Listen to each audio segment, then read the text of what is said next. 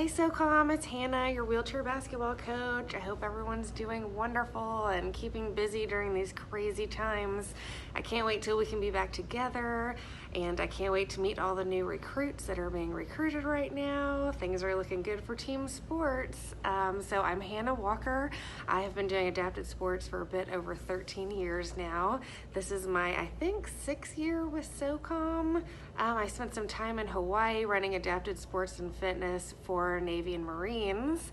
I got my bachelor's in kinesiology and master's in rec therapy and have been doing adapted sports and wheelchair basketball ever since. This year I'm also the head coach for wheelchair basketball for the Ukrainian team for Invictus Games, so that should be awesome. A little bit about wheelchair basketball. The first question that everyone always asks me is if the goal is shorter. The goal is not shorter. Everything is the same. Every distance is the same. All the same as able-body basketball. So the big differences between able-body and wheelchair is the double dribble and the traveling.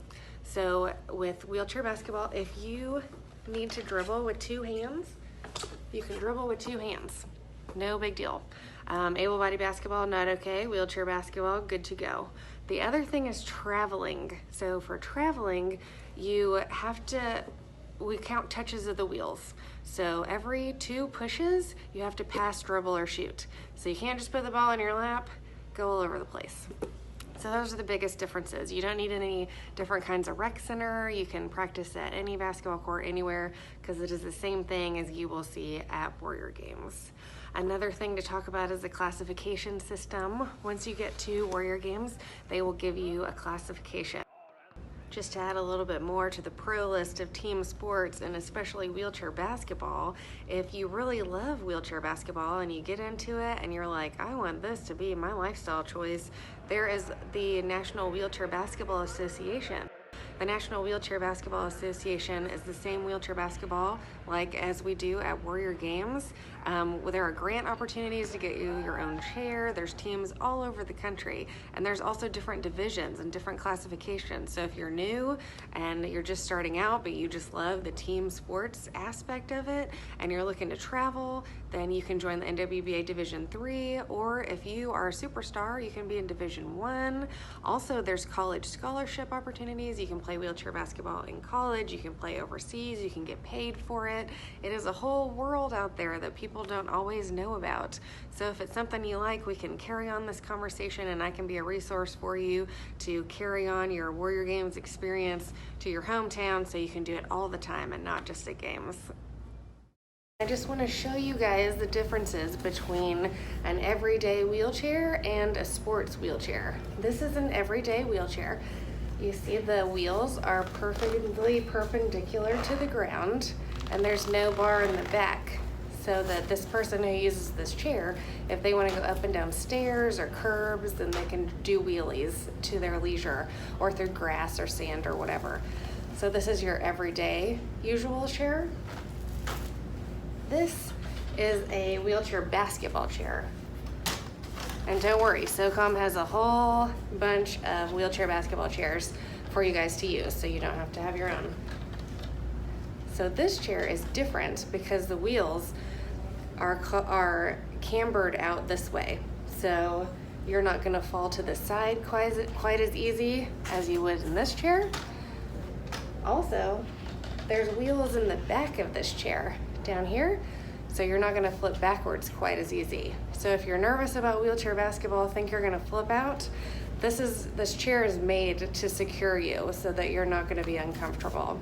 Additionally, the chairs that we have with SoCom are adjustable. So if you do have a spinal cord injury or if you have some kind of impairment in your trunk, we can make the bottom end of the chair go lower. So that we call that dump in the chair. That makes you have your knees a little bit higher and then your booty a little bit lower, and then you'll be able to put the ball in your lap and you can maneuver the chair easier to however function that you have. We are looking for what you can do, not what you can't do, and we are going to adjust the chair to make you however comfortable that you need to be to play. Also, in the front here, we have a guard so that your feet are not going to get hit. You see in the everyday chair, there's nothing. So your feet kind of just sit on that footrest.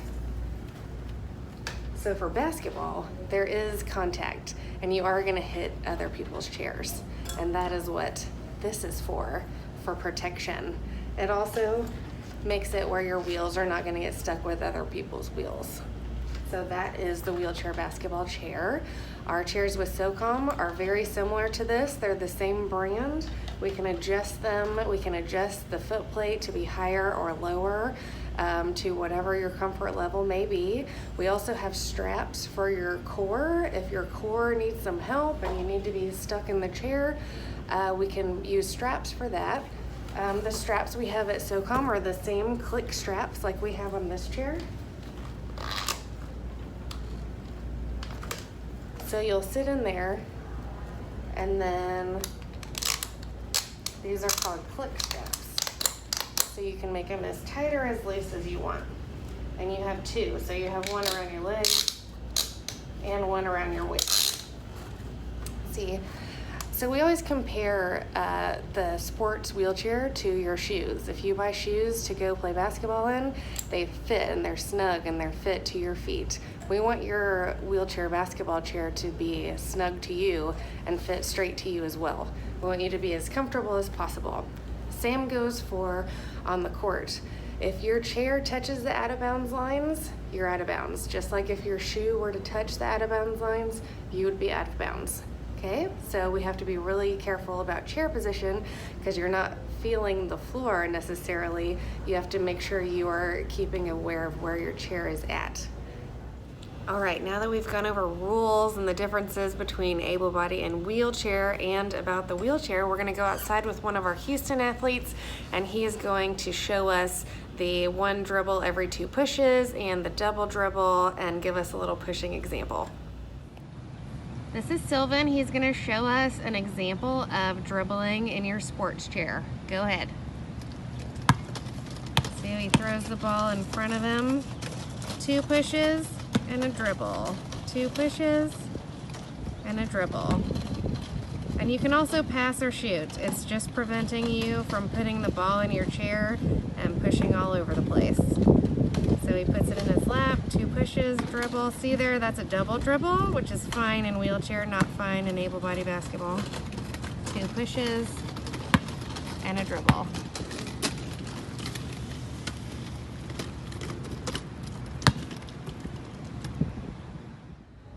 The camaraderie of adapted sports is huge. There is no better therapy for your cognitive health than being around a bunch of peers who share similar experiences as you.